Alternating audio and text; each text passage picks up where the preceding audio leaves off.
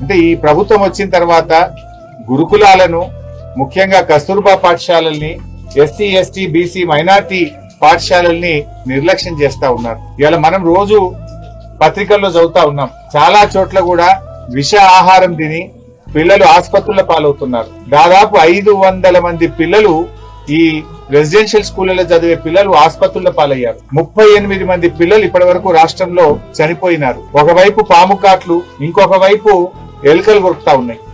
అయినా ఈ ప్రభుత్వం మొద్దు నిద్రపోతా ఉంది. ఎలుకలు కొరికితే 13 మంది పిల్లలు ఆసుపత్రుల పాలైపోయినారు. పాములు గడిచి పిల్లలు చనిపోతున్నారు.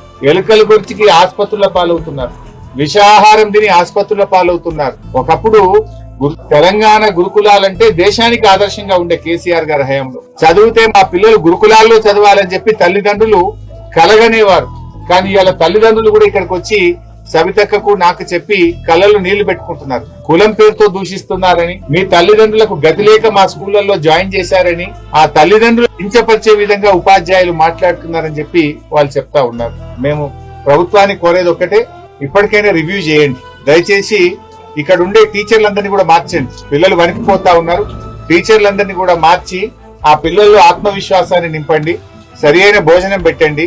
పిల్లలకు సరిగ్గా క్లాసులు చెప్పాలని చెప్పి బీఆర్ఎస్ పార్టీ పక్షాన మేము డిమాండ్ చేస్తున్నాం.